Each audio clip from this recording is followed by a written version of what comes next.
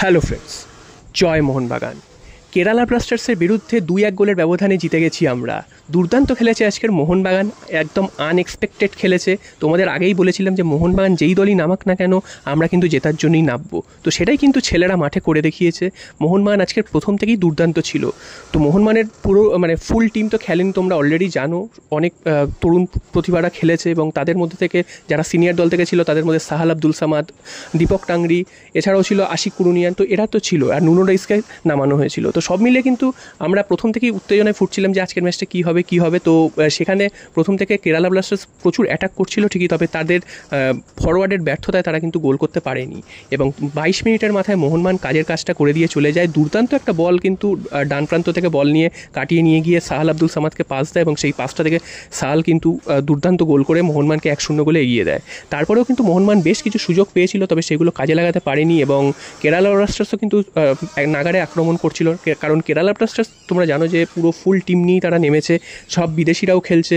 তো তারা কিন্তু একদমই স্লান হয়ে গেছে। আগের দিন ইস্ট বেঙ্গলকে হারিয়েছে 2 গোলে, তারপর মনে করা হয়েছিল যে বিরাট কিছু একটা করে দেখাবে, কিন্তু সেটা তো হলোই না, উল্টে কেরালা ব্লাস্টার্স থেকে আউট হয়ে গেল। এই নিয়ে কেরালাকে এই মৌসুমে 3টে ম্যাচে দেখা হয়েছে, 3টে ম্যাচেই হারানো হলো। তো সব মিলিয়ে মোহনবাগান সেকেন্ড হাফেও কিন্তু দুর্দান্ত।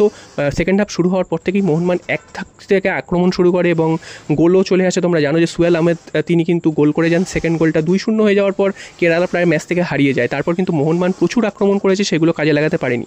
তবে 75 মিনিটের পর মোহনবাগান কিন্তু একটু ডিফেন্সিভ মোডে চলে আসে, কারণ তোমরা জানো যে লিডটাকে ধরে রাখার চেষ্টা করবে। তাই জন্য তার 75 মিনিটের পর থেকে মোহনবাগান আর অ্যাটাকে প্রায় যায়নি বললেই চলে। এবং তারপর থেকে কেরালা কিন্তু প্রচুর আক্রমণ করেছে এবং সেগুলো কিন্তু তারা ফলপ্রসূ করতে পারছিল না। তবে একেবারে ইনজুরি টাইমে তারা কিন্তু একটা গোল শোধ করে দেয় এবং সেখান থেকে 2-1 করে নেয় তারা। তারপরের মুহূর্তেই আরেকটা গোল খাওয়ার সুযোগ এসেছিল, তবে সেই গোলের সুযোগটা কিন্তু মোহনবাগান হাতছাড়া করেছে। তা না হলে কিন্তু ম্যাচের স্কোর লাইন 3-1 হতে পারতো। এছাড়া কিন্তু বিশেষ করে বলতে হয় আশিক কুরুনিয়ানের নাম, তিনি দুর্দান্ত খেলেছেন বা প্রান্ত থেকে। এছাড়াও ধীরাজ, তিনি প্রচুর গোলের সুযোগ বাঁচিয়েছেন, গোল বাঁচিয়েছেন। এবং মোহনবাগানের যে ডিফেন্সটাই খেলছে সেই ডিফেন্সটা একটু নড়বড়ে হলেও তারাও কিন্তু প্রায় জান প্রাণ লড়িয়ে খেলেছে বলাই যায়। নুনো রাইস প্রথম দিনের তুলনায় কিন্তু ভালোই খেলেছেন, প্রথম মাঠে নামলেন মোহনবাগান জার্সিকে, সেই তুলনায় ভালোই খেলেছেন। সাহাল আব্দুল সামাদ অনেক দিন পর নিজের পুরনো জায়গায় ফিরে এসে তিনি কিন্তু নিজের যাত্রী নিয়েছেন, তিনি গোলও করেছেন। আর বাকিদের প্রত্যেকেই কিন্তু খুব ভালো ফুটবল খেলেছেন, কারুকে বাদ দেওয়ার জায়গা নেই। দীপক টাংরিও তিনি নিজের কাজটা ভালোভাবেই করেছেন। সালাউদ্দিনের কথা আলাদা করে বলতে হয়, তিনি ম্যান অফ দ্য ম্যাচ হয়েছেন। সালাউদ্দিনও কিন্তু দুর্দান্ত ফুটবল খেলেছেন। তো প্রত্যেকের কথাই আলাদা করে বলতে হয় এবং তারা কিন্তু প্রত্যেকেই মোহনবাগানের মান রেখেছে এবং মোহনবাগান কিন্তু মোহনবাগানকে সেমিফাইনালে পৌঁছে গেছে। তো এরপরে দেখা যাক মোহনবাগানের বিরুদ্ধে কারা পড়ে, কারণ রাত্রিবেলা কিন্তু গোয়ার সাথে পাঞ্জাবের ম্যাচ রয়েছে। সেই ম্যাচের বিজয়ী যারা হবে তাদের সাথে কিন্তু মোহনবাগান সেমিফাইনাল ম্যাচ খেলবে।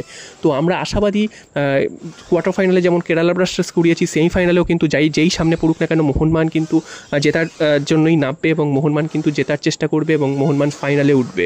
যে আমাদের যেই টিমই খেলুক না কেন তারাই কিন্তু সবসময় সেরা ফুটবলটাই খেলে এবং মোহনবাগান যখন মাঠে নামে মোহনবাগান জেতার জন্যই নামবে।